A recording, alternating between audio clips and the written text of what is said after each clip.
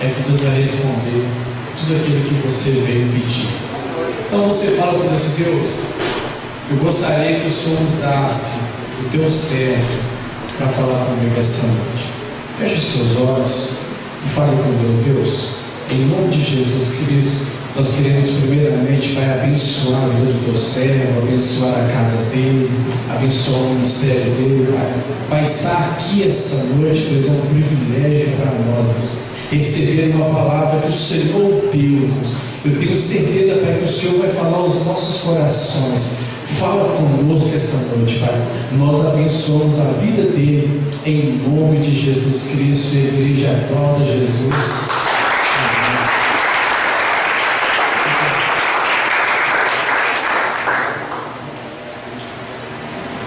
Maravilhas, glória a Deus. A paz do Senhor, meus irmãos. Amém. A paz do Senhor, igreja. Amém. Tudo bem com vocês? Preparados para a avalanche de Deus que vai descer sobre o nosso lugar? Fique de pé só mais um instante no seu lugar. Eu gostaria que agora você olhasse para essa pessoa maravilhosa que está do seu lado.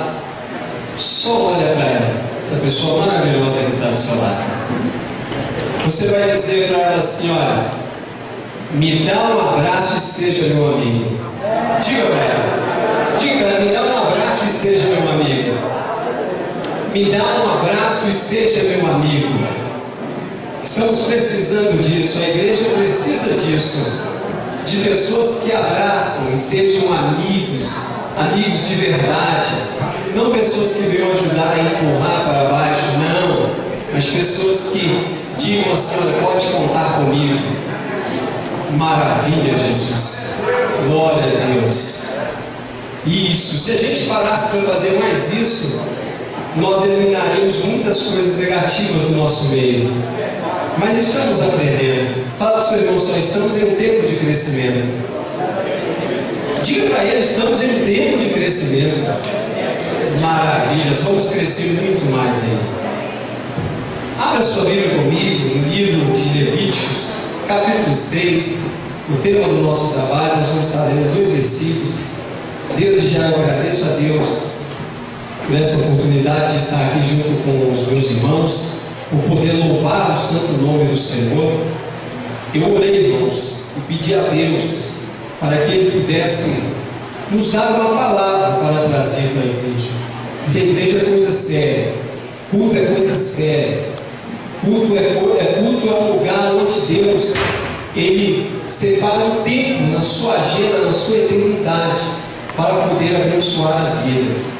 E eu tenho certeza que a sua estadia aqui não é em vão, mas a sua estadia aqui, ela vai ser recompensada pelo nosso Deus. Bem, Levíticos capítulo 6, o versículo 13.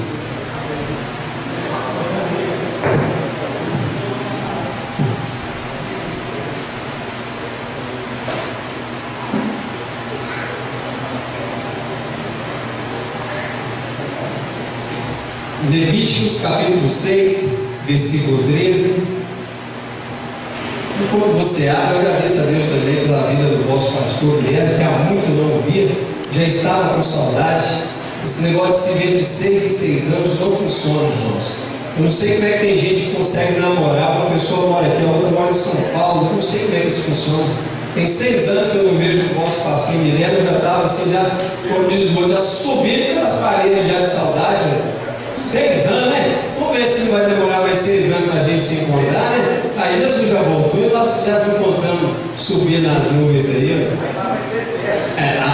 Você não vai desgrudar, não, minha mansão é do lado da sua, que pena que a sua é menor que a minha, né? Mas tudo bem, bom é que você vai morar lá do meu lado, né? Levítico 6, versículo 12, está dizendo assim: o fogo, pois, sobre o altar arderá nele, não se apagará, mas o sacerdote acenderá lenha nele cada manhã. Sobre ele porá em ordem o holocausto, e sobre ele queimará a gordura das ofertas pacíficas. Verso 13: o fogo arderá continuamente sobre o altar e não se apagará. Eu repeti o verso 13, diz assim a palavra do eterno Deus: o fogo arderá continuamente continuamente sobre o altar e não se apagará. Maravilhas. Abra comigo também, parafraseando este texto, Colossenses capítulo 1, versículo 9. Livro de Colossenses. Colossenses capítulo 1, verso 9. Maravilha, Jesus. Livro de Colossenses, capítulo 1, versículo 9. Cadê aquele fundo musical abençoado? Conseguiu colocar ele? Livro de Colossenses, capítulo 1, versículo 9.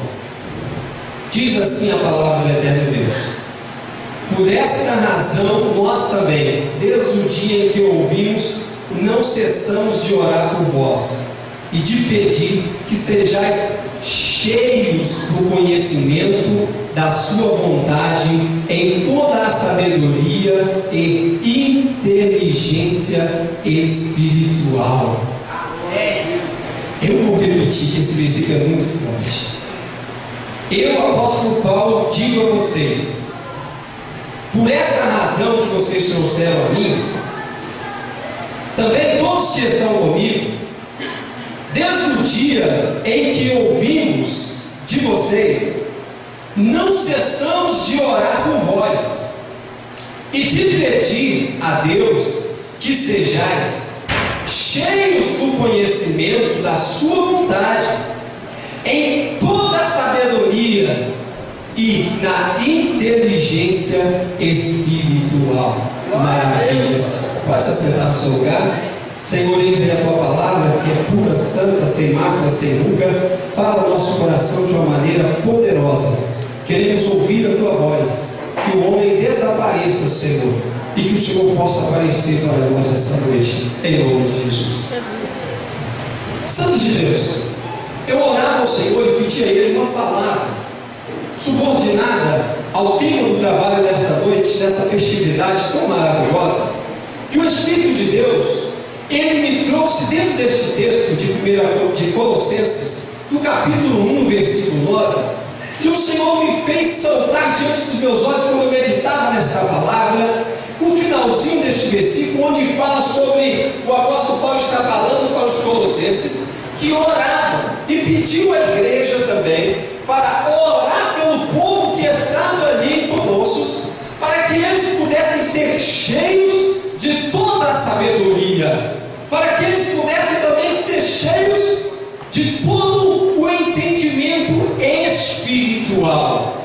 E quando o Espírito Santo fez soprar, parece que essa palavra levantou-se da Bíblia diante dos meus olhos. E quando ela soltou, e que eu li inteligência espiritual.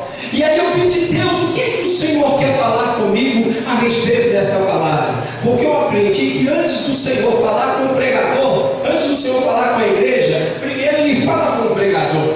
Antes do pregador passar o sermão para a igreja, primeiro o Espírito Santo enche ele, fala com ele, trabalha nele. Antes do Espírito Santo amassa o barro, o Espírito Santo ele tritura o barro para que o barro possa ficar segundo a sua vontade, para que depois que o barro está pronto, preparado, ele possa ser trabalhado por Deus para abençoar as outras vidas.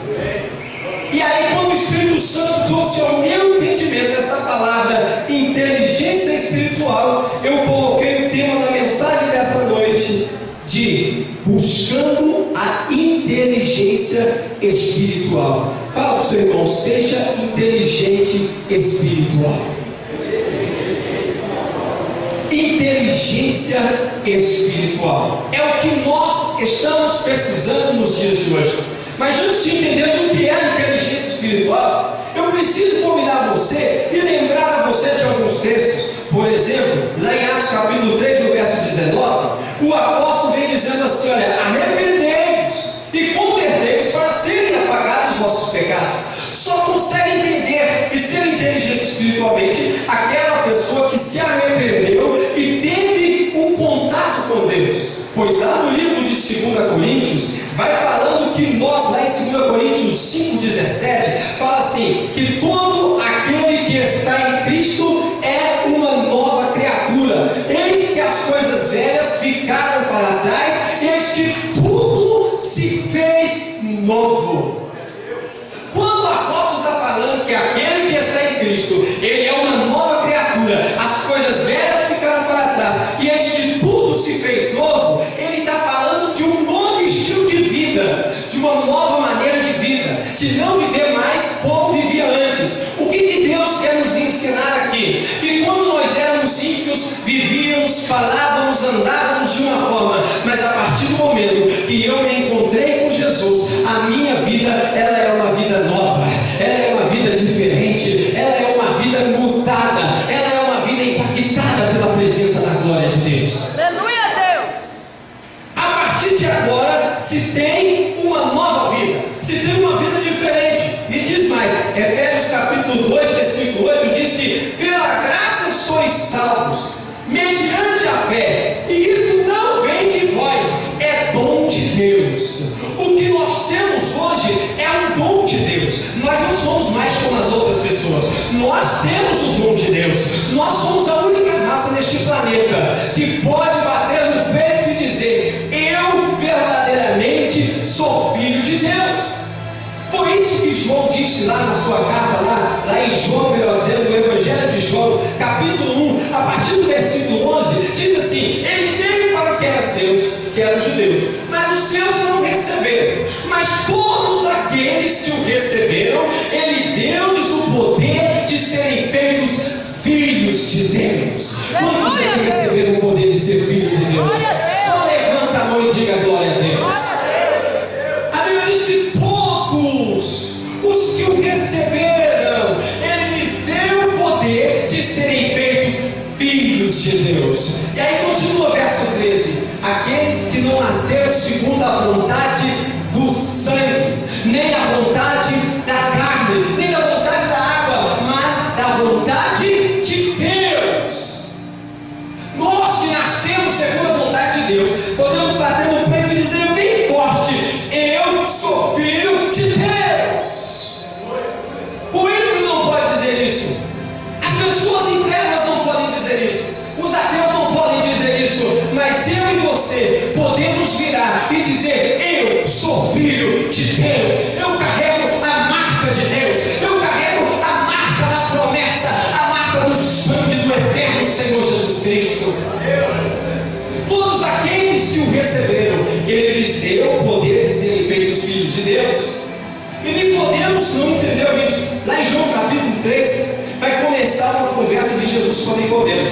Nicodemos era um alto israelita, um homem de muito conceito, um mestre em Israel, e ele foi ter com Jesus até de madrugada, para ninguém ficar sabendo que ele esteve ali. E aí quando ele conversa com Jesus, Jesus diz: é necessário nascer de novo. Ele vira e diz: mas mestre, eu não entendo como o homem pode nascer de novo. Na mentalidade dele, como uma pessoa que não tinha o conhecimento, a inteligência espiritual, sabe o que ele pensou? Que a pessoa que era adulta tinha que voltar e entrar dentro da barriga da mãe e nascer de novo. Jesus disse: não é nada disso. Você está com um pensamento muito na terra. Tira a sua cabeça da terra e coloca a sua cabeça no céu, pelo amor de Deus. Ele não falou pelo amor de Deus, não está crescendo. E Jesus disse para ele: necessário você nascer de novo, porque aquele que não nascer da água e aquele que não nascer do Espírito, este não pode ver o reino de Deus. Mas todo aquele que nascer da água e do Espírito, este ele pode ver o reino de Deus. Quantos podem ver o reino de Deus? Diga: louvado seja o nome do Senhor. E aí então Nicodemos entende a revelação de Jesus, entende o que Jesus quer dizer. É que aqueles que entendem, aqueles que conhecem a Deus, eles recebem de Deus uma revelação e as suas vidas mudam, as suas vidas passam a ser diferentes, as suas vidas não são da mesma forma. E aí então Nicodemos entende o processo da revelação. E aqueles que nasceram, eles fazem algumas coisas. Eu gostaria que você abrisse comigo 2 Pedro capítulo 3, versículo 18.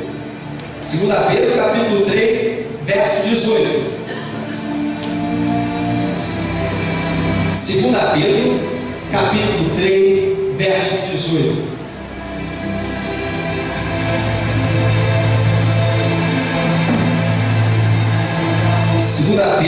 capítulo 3, versículo 18.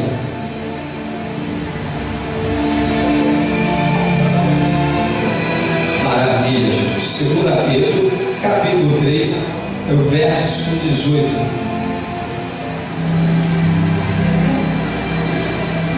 Está dizendo assim, olha: antes crescei na graça e no conhecimento de nosso Senhor e Salvador Jesus Cristo. A Ele seja dada a glória, assim agora como no dia da eternidade. Eu vou repetir, ele está dizendo assim, ó: antes crescei na graça e no conhecimento de nosso Senhor e Salvador Jesus Cristo. A Ele é dada a glória, assim agora como no dia da eternidade. Amém. Antes crescei na graça e no conhecimento de nosso Senhor e Salvador Jesus Cristo. Crescer na graça é uma coisa, crescer no conhecimento é outra. Quando você cresce na graça, você cresce nos mistérios que Deus te revela. Quando você cresce no conhecimento, você cresce no seu entendimento espiritual. Você consegue não apenas praticar, não apenas ver o que está acontecendo, mas você passa a entender. Uma coisa é eu experimentar e falar com uma ou outra das experiências que eu passo. Outra coisa é eu dominar este assunto, é eu dominar esta verdade. E tudo que Deus quer para mim e para você é que nós venhamos a entender que temos o espírito do entendimento, o espírito da inteligência. O que nos difere das outras pessoas é a nossa inteligência espiritual. Abra comigo aí agora, Colossenses capítulo 2. Colossenses capítulo 2. Maravilha, Jesus.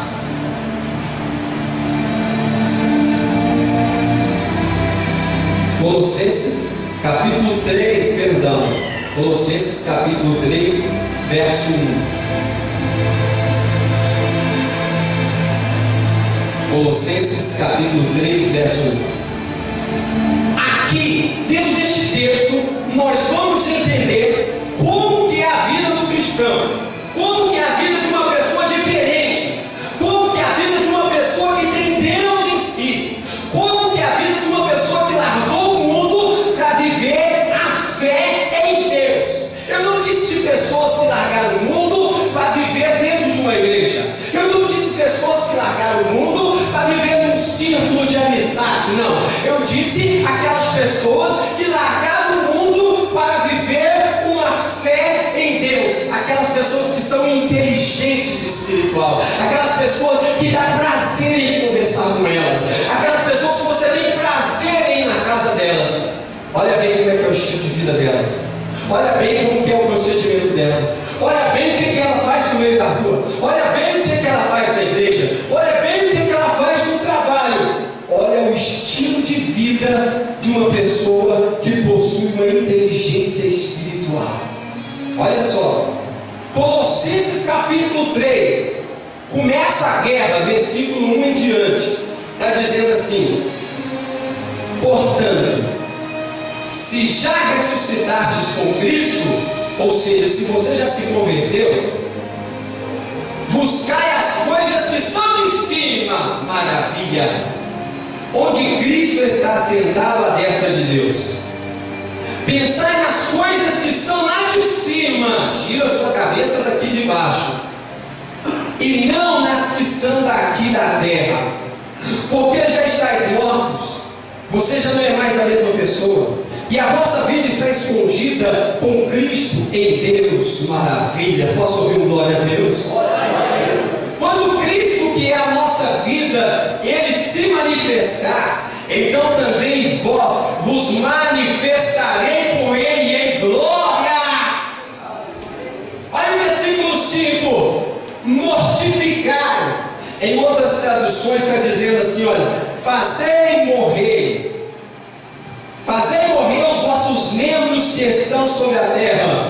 Aí ele vem dizendo, o que é que nós temos que fazer morrer? Ele diz assim: a prostituição, a impureza, o apetite desordenado, a vil concupiscência e a avareza, que é a idolatria, pelas quais coisas vem a ira de Deus sobre os filhos da desobediência, nas quais também em outro tempo andastes, quando viveis nelas, mas agora despojai-vos também de tudo. Olha só o que é que nós temos que despojar, tirar de cima de nós, olha, a ira, a cólera, a malícia, a maledicência, as palavras torpes, as piadas imorais da vossa boca.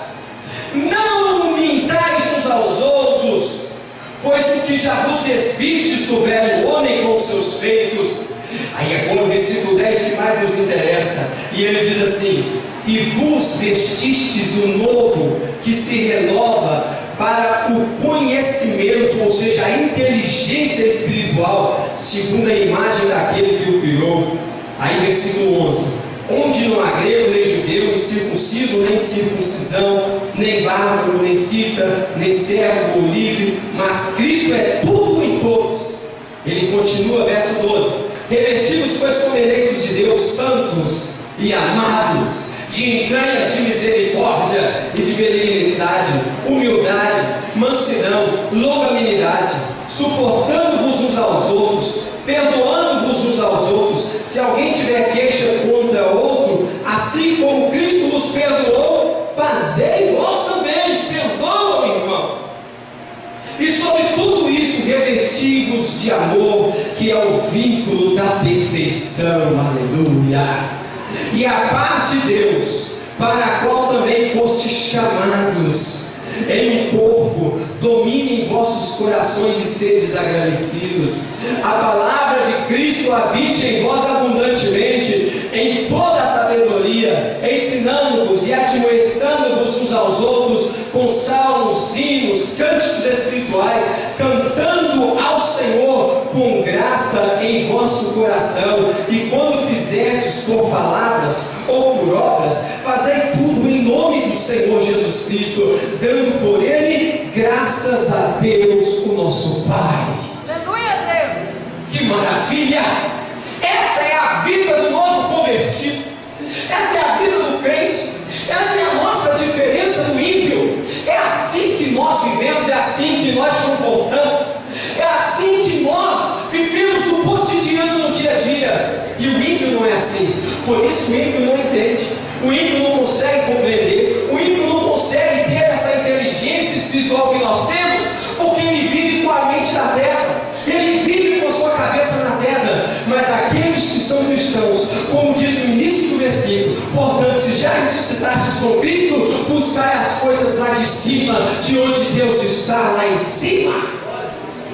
Aleluia, Deus! Essa é a nossa vida, vida de uma pessoa que pode caminhar na terra, mas a sua alma está entrelaçada com Deus que mora na eternidade. Eu posso estar com os meus pés aqui nesta terra, mas o meu espírito não está nessa terra. Aqui nós entendemos a diferença, porque muitos conseguem sair do patamar da posição em que está, e outros não conseguem. É aqui que nós conseguimos compreender e entender a diferença. Por que é que muitos na igreja conseguem glorificar a Deus e muitos não conseguem? Por que é que o irmão do seu lado, ele já sentiu a graça sendo derramada sobre ele, de tal forma que você olha e você fica até assustado? Como pode esse irmão sentir tanto de Deus e eu ainda não senti? É porque de repente o seu irmão já conseguiu entrar dentro do céu e você ainda está olhando para a terra, você ainda está olhando para aquilo que o homem fala, você ainda está olhando para aquilo que as pessoas estão dizendo, você ainda está preocupado com a voz do homem e não está preocupado com a voz de Deus. Mas como profeta de Deus, eu venho profetizar sobre a sua vida, que se hoje você se desligar da terra e se preocupar em ouvir a voz de Deus, Deus vai ouvir também a sua voz e Ele vai transformar a sua vida. Aleluia, Deus! Vamos ouvir a voz de Deus. Eu não quero ouvir a voz do homem, eu quero ouvir a voz de Deus. E para entendermos um pouco mais sobre a inteligência espiritual, nos meados dos anos de 1810, mais ou menos, alguns cientistas classificaram alguns tipos de inteligência. E existem vários tipos de inteligências. E eu separei 6 tipos de inteligências para a nossa meditação nesta noite. A que mais nos interessa eles não conseguiram descobrir ainda, porque eles não fazem questão de ler a Bíblia. Mas nós que somos cristãos, sabemos que a 7ª inteligência é a inteligência espiritual, aquela que só os cristãos conseguem obter. Uma das inteligências que eu entendi, que os cientistas catalogaram, é a inteligência linguística. A inteligência linguística é aquela que os poetas nunca usam, consegue proliferar palavras que deixam a todos encantados. Outro tipo de inteligência é a inteligência matemática, onde os engenheiros, os cientistas, eles a utilizam para fazer os seus cálculos. Uma inteligência que foi descoberta. Outro tipo de inteligência é a inteligência musical, que os nossos irmãos apresentaram aqui no início. É uma inteligência através da arte da música. Eu vi os irmãos ensaiando aqui e fazendo um toque na bateria, no baixo aqui, no teclado aqui, e fazendo um quartete na voz aqui, algo lindo, algo para poucos, apenas para aqueles que chegaram a esse nível de inteligência. Existe outro tipo de inteligência também, é a inteligência sinestésica ou corporal, é aquela que os atores, os atletas a utilizam. Aquela inteligência, a arte de interpretar, de estar diante de câmeras, de estar diante de um palco, aquela arte dos atletas de correr com a bola e fazer um gol, ou fazer algum outro tipo de exercício físico, de ginástica, é um tipo de inteligência sinestésica. Existe também outro tipo de inteligência, a inteligência interpessoal, é aquela que os políticos usam. Essa arte, por exemplo, que eu domino, eu estou a falar-vos agora, que os pastores usam, é outro tipo de inteligência interpessoal. E existe também outro tipo de inteligência, que é a intrapessoal, que é aquela que os psiquiatras, eles conseguem dominar. A intrapessoal, além de ele dominar para ele ainda domina para entender o problema de outras pessoas. Os cientistas conseguiram entender esses tipos de inteligência, mas existe uma inteligência que eles não conseguiram entender até hoje, que somente eu e você, que possuímos a mente de Cristo, conseguimos ter e entender, que é a inteligência espiritual, que é entender o mundo espiritual, o mundo de Deus. Pastor, o que essa inteligência traz para mim? O que essa inteligência ela pode me servir no âmbito da minha vida, pastor? Porque até então eu ouvi o senhor falar de várias inteligências, mas o que essa inteligência ela pode servir para mim no âmbito da minha vida? A inteligência espiritual, irmãos, é para nós usarmos quando estivermos passando por momentos difíceis. A inteligência espiritual é aquela que vem sobre nós quando tudo parece perdido. A inteligência espiritual é aquela que vem sobre nós quando parece que o fracasso chegou até nós. A inteligência espiritual é aquela que quando nós caímos até mesmo dentro de um buraco, com a nossa própria vontade, com as nossas próprias pernas caminhamos e entramos dentro desse buraco. Aí então Deus, através do nosso arrependimento, através da nossa oração, através da nossa busca, através do nosso clamor, nós então dobramos os joelhos, ou de pé mesmo, ou sentado, ou deitado, não importa. O que importa é que quando nós colocamos o coração na mão de Deus, essa inteligência espiritual ela entra em ação. E quando nós começamos a orar, e quando nós começamos a falar com Deus, então o Espírito Santo, através da nossa inteligência, ele nos arranca de dentro do buraco e ele nos coloca de pé, firme e fortes, plantados no centro da vontade de Deus. Quantos têm essa inteligência e pode glorificar a Deus? Você pode glorificar a Deus? Você que tem, você que tem. Se você tem, se você não tem, pensa a Deus hoje que Deus vai te liberar essa inteligência espiritual. Eu vejo essa inteligência espiritual na Bíblia. Eu vejo essa inteligência espiritual passando na vida de todas as pessoas. Eu vejo essa inteligência, sabe aonde? Em Deus. Quando eu abro a Bíblia, já no livro de Gênesis, no primeiro versículo eu vejo essa inteligência. Eu vejo a inteligência espiritual. A inteligência espiritual não é nada mais, nada menos do que o poder de Deus. Quando eu abro a Bíblia em Gênesis capítulo 1, versículo 1, eu vejo que no princípio, diz a Bíblia, que Deus cria os céus e a terra. Aqui eu começo a desenrolar o rolo de Deus neste lugar. Porque a Bíblia diz que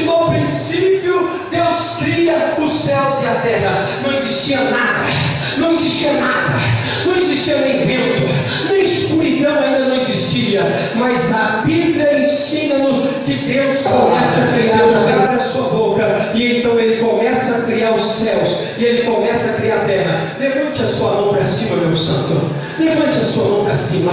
Eu venho profetizar sobre a sua vida de olhos abertos. Eu venho profetizar de olhos abertos, que a partir de hoje, onde não existia nada, Deus está te dando poder para profetizar, e onde não existia um milagre na sua vida, vai passar a existir, porque o poder criador de Deus, Ele vem sobre a sua vida agora. Se você recebe isso, você pode glorificar a Deus com as suas palmas, você pode glorificar a Deus com os seus lábios. O poder criador de Deus está sobre esse lugar, o poder criador de Deus está sobre a sua vida. Levante a sua mão direita bem alto, levanta a sua mão direita bem alto, diga assim: meu Deus, diga bem forte: meu Deus, nessa noite, que o poder criador venha sobre a minha vida. Eu vou profetizar,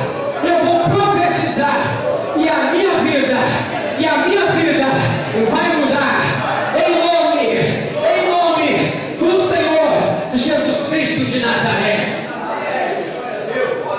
O poder criador de Deus, eu vejo o poder criador de Deus agora vindo, lá no livro de Êxodo, no capítulo 2.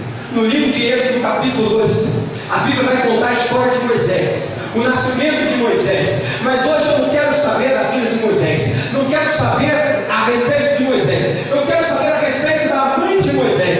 Porque se existe uma mulher na Bíblia que deve ser louvada, é a mãe de Moisés. Se existe uma mulher na Bíblia que precisa ser abençoada, no falarmos sobre ela, esta é Joquebede. Fala para o seu irmão: conhece Joquebede? Joquebede é a mãe de Moisés. Fala com ele, fala com ela: Joquebede é a mãe de Moisés. Joquebede, mãe de Moisés, num tempo que não podia se ter filho, porque o faraó disse que todas as mulheres que tivessem filho, o filho desta mulher ia ser morto. Ele levantou uma lei e decreto: toda mulher que tiver um filho vai ser morto. E eu vejo a inteligência espiritual de Deus vindo para esta mulher. Ainda que todo mundo no Egito, ainda que todo mundo na terra decida desistir do seu sonho, eu não vou desistir do meu sonho. Essa mulher pensava assim: ainda que todo mundo, por causa do decreto de Faraó, desista do seu sonho, eu não vou desistir do meu sonho, eu vou ter um filho. Sabe o que essa mulher ensina para mim e para você? É que ainda que todo mundo volte para trás, eu e você não podemos voltar para trás. Aponta o dedo de profeta no olho do seu irmão e profetiza sobre a vida dele: não volte para trás. Profetiza, vai, profetiza: não volte para trás. Não volte para trás. Todo mundo desistiu de ter filho, mas essa mulher não desistiu. Todo mundo disse: agora eu não posso ter mais filho, porque é decreto do rei, é decreto do príncipe. Essa mulher, ela acreditou, irmãos, ela acreditou até debaixo d'água. Eita, mulher de coragem. Estamos precisando de mulheres assim no nosso tempo, mulheres que acreditam quando todo mundo não acredita. Ela acreditou no amor, irmãos, ela acreditou no relacionamento dela com o marido dela, mesmo quando o faraó disse: não tenha filho, ela disse: eu vou amar o meu marido. Se as mulheres não amam mais os seus maridos, se as mulheres não oram mais pelos seus maridos, se as mulheres desistiram dos seus maridos por qualquer coisa, eu não vou desistir do meu marido. Ela não desistiu da sua felicidade. Enquanto vemos hoje pessoas desistindo por qualquer coisa, essa mulher foi em frente. Em um tempo que ninguém mais podia ter filho, essa mulher decidiu ter um filho. Ei, meu santo, eu vou profetizar sobre a sua vida. E a Bíblia diz que quando Moisés nasceu, a terra mudou. Quando Moisés pisou na terra, a terra mudou. Eu vou profetizar sobre a sua vida. Se você crer, levante a sua mão para o céu. Eu vou profetizar sobre a sua vida. E a partir de hoje nasce o seu sonho. E a partir de hoje, ao seu sonho nascer, a sua história vai mudar. Eu vou profetizar sobre a sua vida. Que a partir de hoje nasce o seu sonho, crente. A partir de hoje nasce o seu sonho. E ao seu sonho nascer, ao haver o nascimento do seu sonho, o seu sonho vai impactar a sua casa. O seu sonho vai impactar a sua família. O seu sonho vai impactar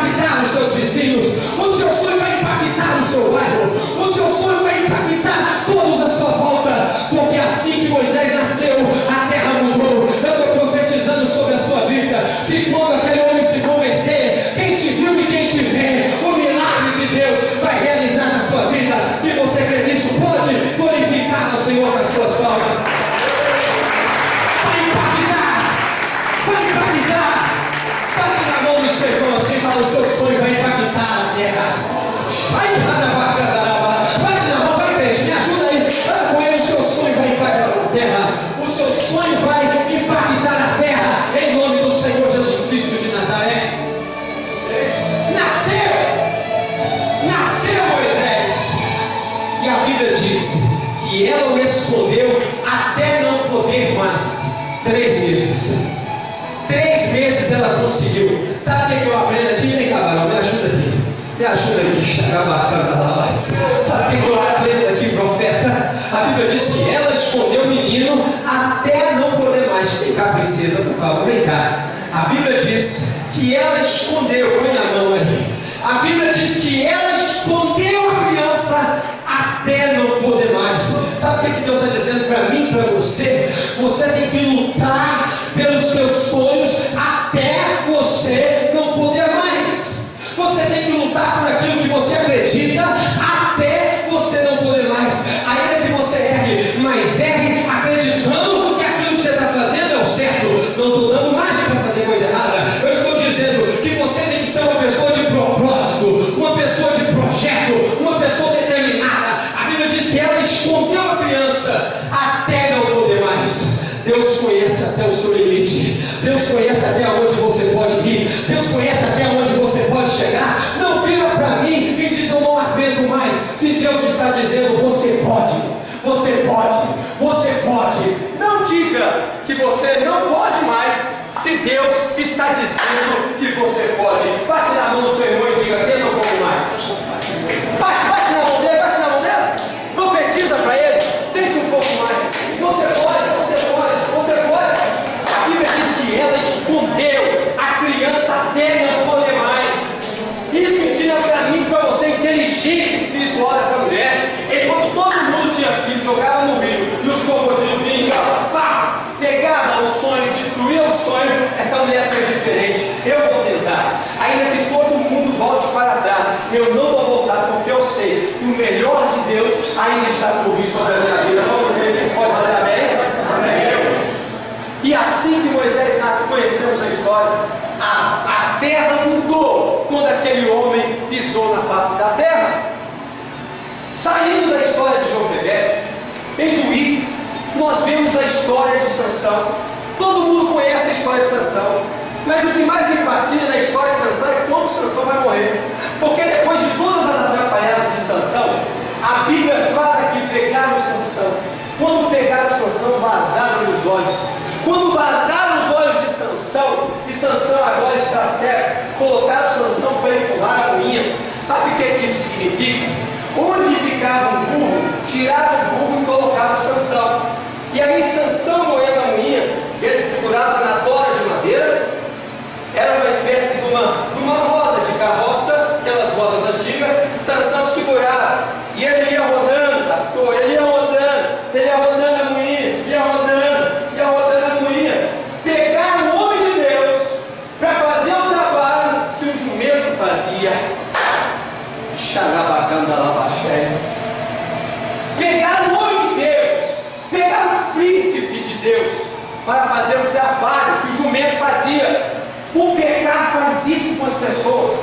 O pecado faz as pessoas fazendo o trabalho do jumento. Quando ela se assusta, ela está com o pé na lama, ela está fedendo até o alto da cabeça, não tem mais prazer para adorar. Ou você acha que tem gente que entra na igreja e não glorifica porque não quer? Não, tem gente que entra na igreja, não glorifica, é por causa dos pecados, irmão. É porque está cheio de pecado até no teto da cabeça. Pisou na lama, e pisou na lama, tinha bosta dentro da lama, bosta de cavalo, porque está fazendo o trabalho do burro, está fazendo o trabalho que o cavalo faz, está rodando a moinha. Ei, meu irmão, Deus não chamou você para fazer o trabalho do burro e nem o trabalho do cavalo, muito menos do jumento.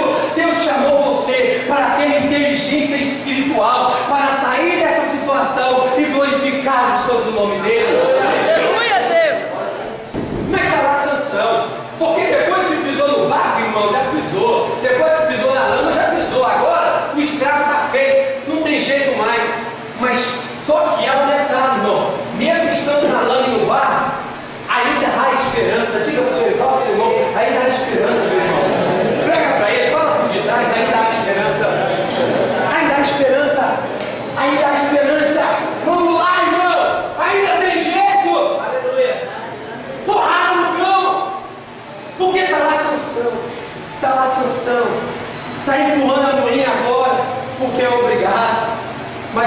Bíblia nos ensina algo lindo.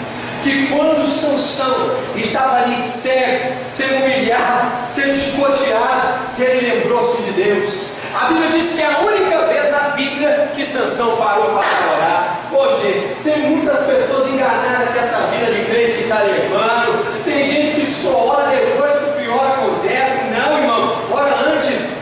Em toda a história de Sansão, no livro de Juízes, no capítulo 13 em diante, você vai ver que Sansão ora só uma vez. Graças a Deus que pelo menos ele orou uma vez. Mas ele ora só uma vez. Que vida é essa? Que presença de Deus é essa? Mas a Bíblia diz que acorrentado Sansão com algemas preso nos braços, nas pernas, Sansão acorrentado, Sansão cego, zombando dele, não é toda uma multidão. Todos os príncipes da terra chegaram ali para zombar de Sansão. As mulheres dos príncipes, com seus vestidos longos, com seus chapéus longos, elas ali agora todas zombando, rindo, com seus leques tampando o rosto, batendo papo, zombando. Está vendo aquele ali, ó? É crente. Está vendo aquele ali, ó? É crente. Está vendo aquele rapazinho ali? Diz que é crente. Olha a vida dele, olha como ele anda, olha o que ele faz, olha como ele conversa, olha o procedimento dele. Estavam lá zombando de Sansão, virou chacota, saiu da graça e entrou na desgraça, saiu da graça de Deus e entrou na desgraça, que é o contrário, que é uma vida sem graça. Quantas pessoas nós não encontramos assim, que estão caindo da graça para a desgraça? E até que então Sansão, nos últimos segundos da sua vida, ele decide orar. Ô meu irmão, não importa em que nível de situação você chegou, se hoje você se levantar da posição em que você está e você clamar a Deus, Deus vai ouvir a sua oração. A Bíblia diz em Jeremias capítulo 33, verso 3: clama a mim e respondeste-ei, e eu vou te anunciar coisas grandes e firmes e ocultas que você ainda não conhece. Deus tem coisa grande para mim e para você. A Bíblia diz que Sansão então faz uma oração. E nos últimos versículos, quando Sansão vai parar de falar, que Sansão acaba de fazer a oração, a Bíblia diz assim: e o cabelo da cabeça de Sansão começou a crescer de novo. Está entendendo, mistério? Aleluia! Não importa o quão dentro da lama estejamos, se pararmos para fazer uma oração, a Bíblia diz assim: e o cabelo da cabeça de Sansão começou a crescer de novo. Deus liberou uma segunda chance, meu Deus! Mas como pôde uma pessoa que roubou, uma pessoa que se prostituiu, uma pessoa que jogou o nome da família na lama, uma pessoa que zombou de Deus, como pode essa pessoa receber uma segunda chance? Quem tem a mente humana, quem é carnal não entende, mas quem é espiritual consegue entender que o poder do perdão de Deus está liberado sobre todo aquele que clama por uma segunda chance. Levante a sua mão, eu quero profetizar sobre a sua vida.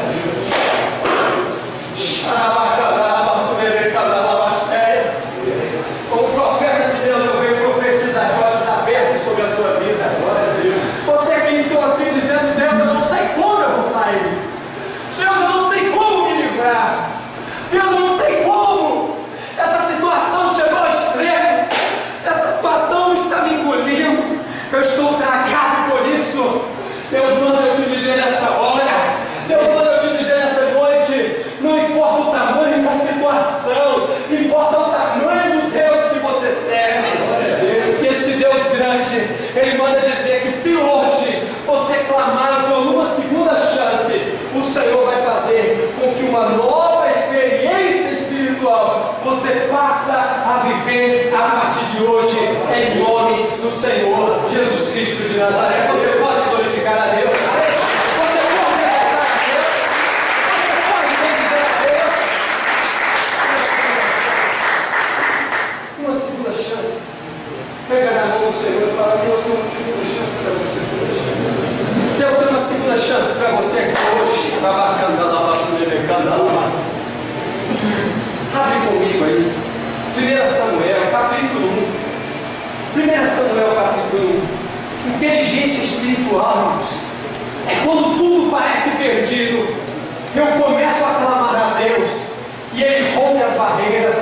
Ele faz tudo novo. 1 Samuel, capítulo 1. Para finalizarmos, 1 Samuel capítulo 1. Inteligência espiritual. Aquilo que os homens não têm, não podem entender, mas nós sim, que temos a mente de Deus, temos, que podemos entender e podemos passar para outros. 1 Samuel capítulo 1.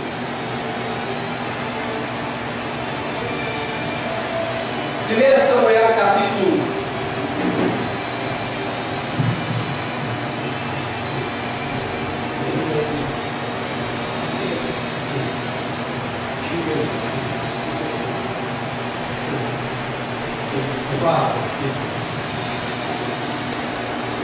Primeira Samuel capítulo 1.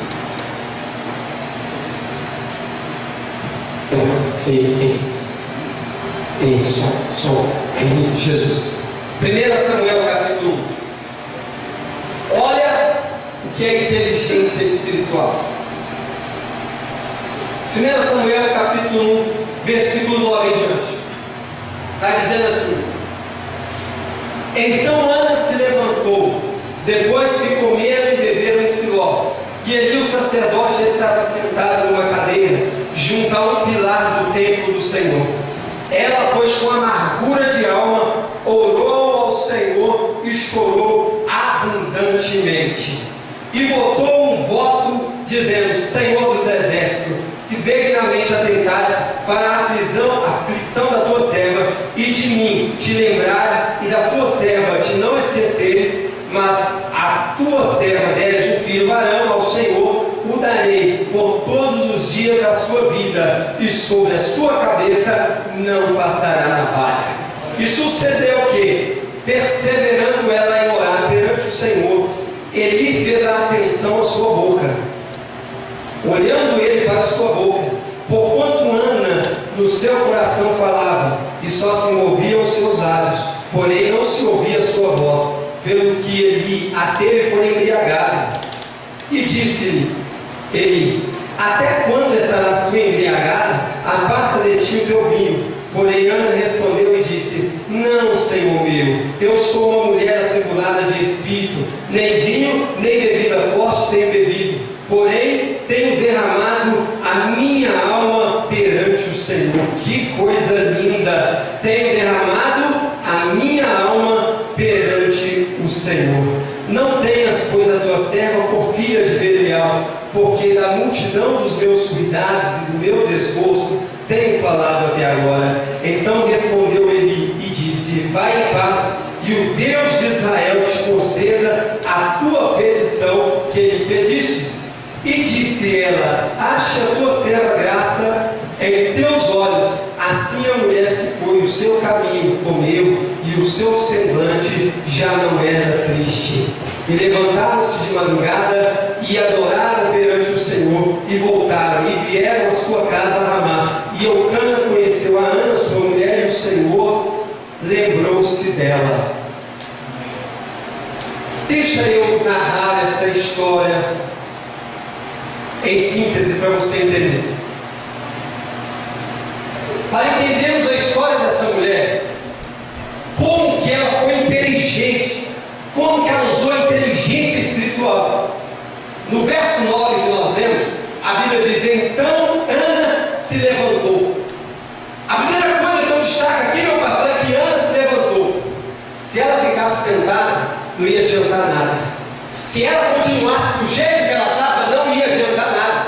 Mas a Bíblia diz que ela se levantou. A mudança na vida do homem e da mulher só começa quando ele ou ela se levanta para algo novo. Aleluia! Só vai haver um milagre quando você se levantar para algo novo. Só vai haver um derramamento do poder de Deus quando você se levantar para algo novo. Quando você se despertar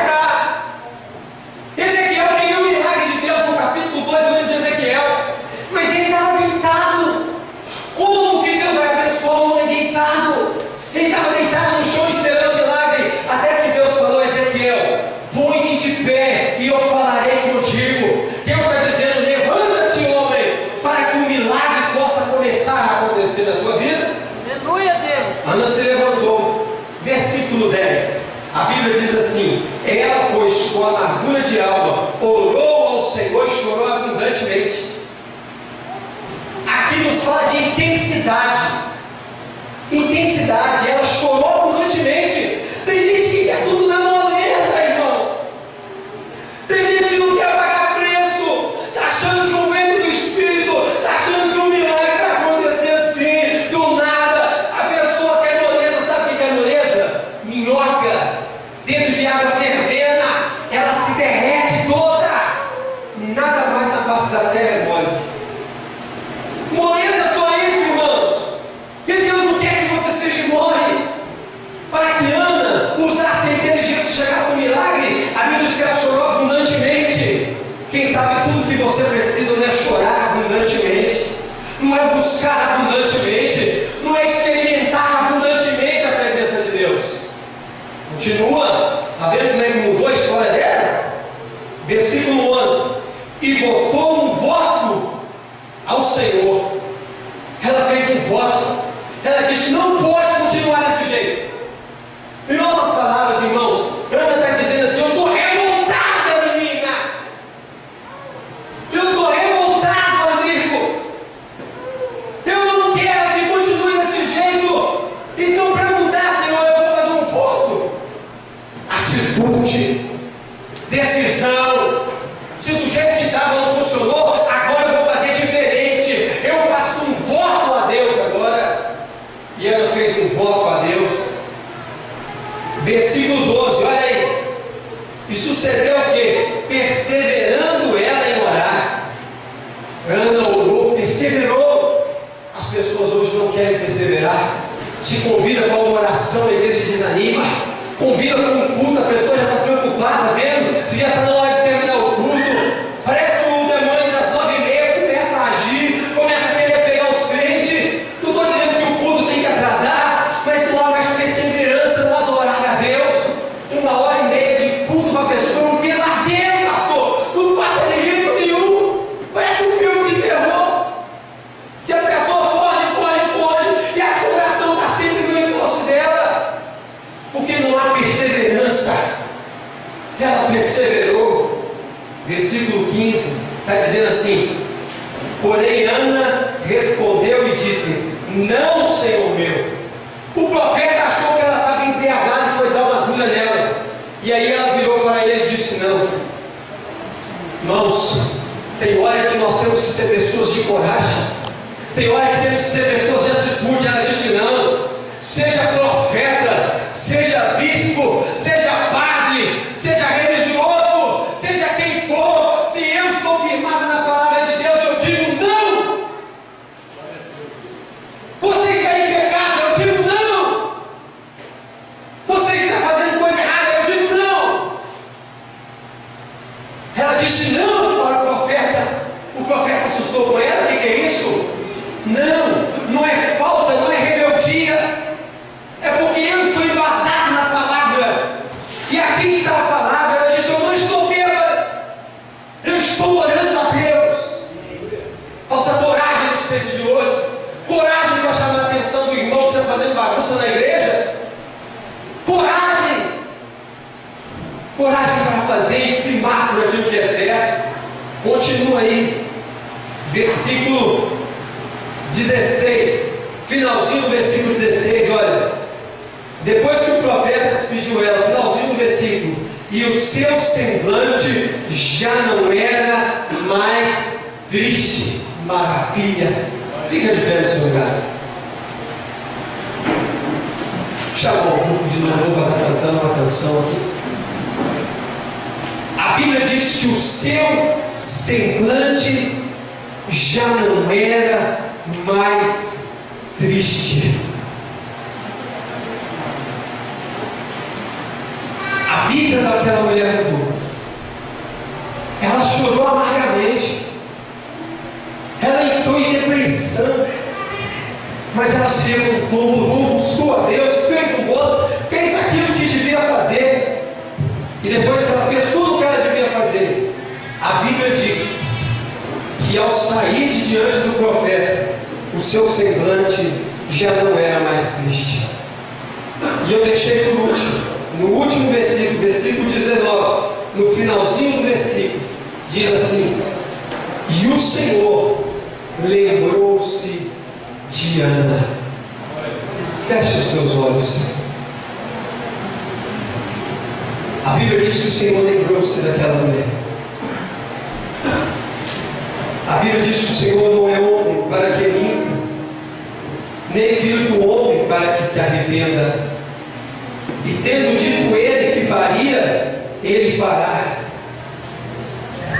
Assim como o Senhor deu uma segunda chance para Sansão e fez com que ele experimentasse uma nova vida, o Senhor quer lhe dar uma segunda chance nesta noite.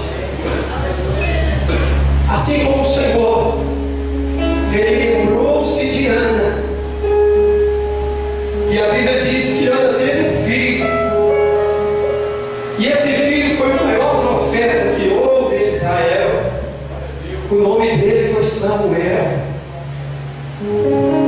Deus está dizendo para você nesta hora: eu lembrei de você, eu lembrei dos teus sonhos, eu lembrei dos teus planos, eu lembrei da sua história, eu lembrei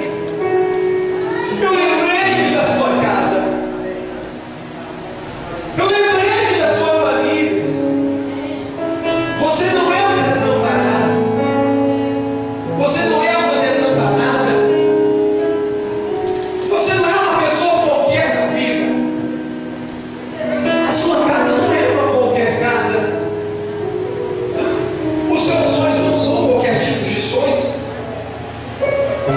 Você não é um mendigo nessa terra, você tem um pai, você tem Deus, você tem um Senhor que cuida de você.